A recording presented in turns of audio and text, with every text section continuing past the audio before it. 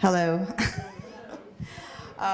So I ran here late, and I threw myself on the list, and I don't know what I'm doing up here. But love sucks. My love life is so freaking boring.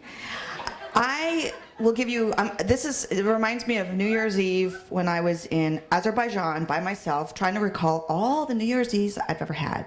So I'm going to do that for you in my love life. Real boring, huh? Okay, so high school, Colin, he was my son in the musical Bye Bye Birdie. I was Mrs. McAfee. Talk about an incestual relationship. Then college came along. I was still a big V, you know. So I was waiting for the right person to come along. And it wasn't until my senior year I met a guy from India named Gotham. And we fooled around, and nothing led to anything. And that was the end of that. And I moved on and moved to Russia. Now, in Russia, Russian men are really not dateable material.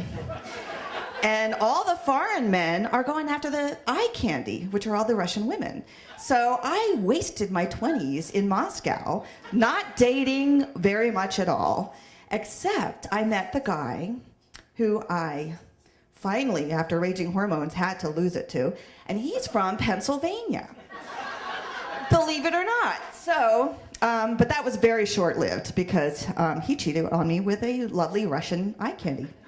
So, moving forward, I moved to California, and I was there in the 2000s, and I became a cyclist, and it was a time about Matchmaker.com was the new thing, right? So we were all adventurous, and I had a lot of really cool dates on Match.com. And I met the guy that started the company, by the way, which was kind of cool. And then I met my boyfriend out on a bike ride. I was sitting next to him. He's a sweaty guy, just did 200 miles, and I said, "How's your spaghetti dinner?" And one thing led to another, and we started talking, and I needed someone to ride down to Death Valley for a bike ride. It's a 10-hour drive. So I brought all my CD collection in case this guy's really boring, we have nothing to talk about. We talked all the way down.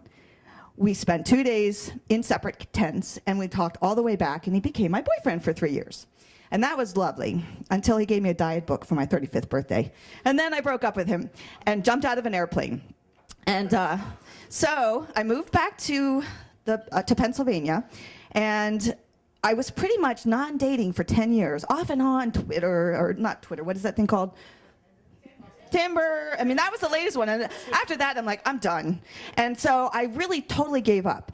And then I was selling life insurance. And I had a referral, and I called this number a couple times, and someone picked up. And he said, "No, this isn't Kevin. It's somebody else. This is a phone. He left the job." I said, "Oh, okay." And then the guy starts chatting with me, right? So I'm like, okay, well, he said, I need some AFLAC. I think I need some life insurance. Why don't you give me a call in January? So I called him, and we met for coffee.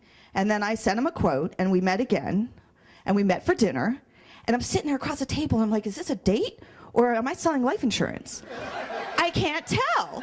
So, you know, I'm like, one thing led to another, and we said, well, let's go down, because it was a BYOB, and we didn't have anything. So we went to the bar, and I'm sitting at the bar with this guy, and someone had told me in a New Year's Eve party, oh yeah, you look him in the eye, and you go, you've got beautiful eyes, or I bet you want to kiss me right now. So I'm thinking, well, should I try one of these lines, you know? So I'm like, you've got beautiful eyes. And he leaned over, and he kissed me. And one thing led to another, and I'm getting his social security number, his driver's license, and making out with him in the parking lot. So he became a really good client, and he's now my boyfriend. So we had our 2-year anniversary last week, broke up, and we're back together again. So that's it. That's my love life in a nutshell.